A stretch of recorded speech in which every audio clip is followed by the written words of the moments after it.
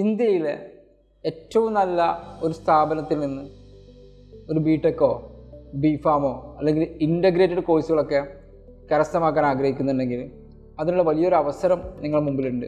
BITSAT 2024 അപേക്ഷ ക്ഷണിച്ചിരിക്കുകയാണ്. കൂടുതൽ വിവരങ്ങൾ വീഡിയോയിൽ പറയുന്നുണ്ട്. ഞാൻ Saif Valapra, the clarity mentor. Birla institute of technology and science, Pilani, Hyderabad, Goa തുടങ്ങിയ ക്യാമ്പസുകളിലേക്കുള്ള അഡ്മിഷൻ ഉള്ള കോൾ ലെറ്ററാണ് ഇപ്പോൾ വിളിച്ചിരിക്കുന്നത്. ഇവിടെയുള്ള പ്രോഗ്രാമുകൾ ബാച്ചലർ ഓഫ് എഞ്ചിനീയറിംഗ് ബിയിൽ കെമിക്കൽ ഉണ്ട്, സിവിൽ ഉണ്ട്, computer science, electric and electronics, electronics and communications, electronics and instrumentations, mechanical, manufacturing, mathematics and computing.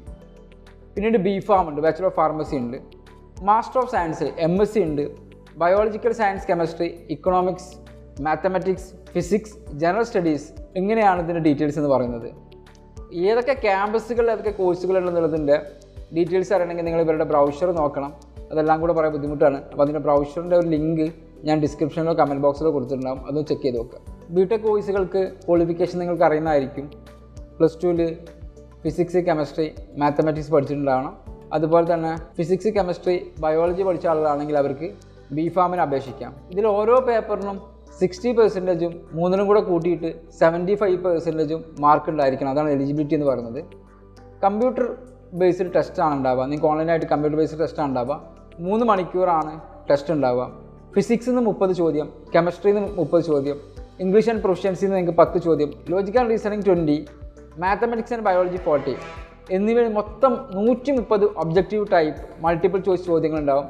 ഓരോ വിഷയത്തിനും പ്രത്യേക സമയപരിധിയില്ല. ഇങ്ങനെ ആകെ 130 ഒബ്ജക്റ്റീവ് ചോദ്യങ്ങളാണ് ഉണ്ടാവുക. ശരി ഉത്തരത്തിന് നിങ്ങൾക്ക് 3 മാർക്കുണ്ട്. അതുപോലെ മൈനസ് മാർക്കുണ്ട്. ഉത്തരം തെറ്റി കഴിഞ്ഞാൽ 1 മാർക്ക് മൈനസ് ആവും.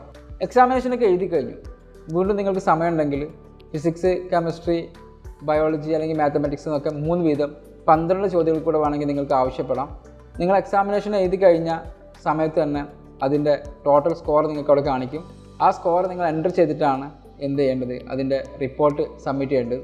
അതായത് സെക്കൻഡ് ഡേയിൽ തന്നെ ഇവരുടെ വെബ്സൈറ്റിൽ നിങ്ങളുടെ റിസൾട്ട് പ്രസിദ്ധീകരിക്കും. പരീക്ഷ നടക്കുന്നത് 2 സെഷനിലാണ്.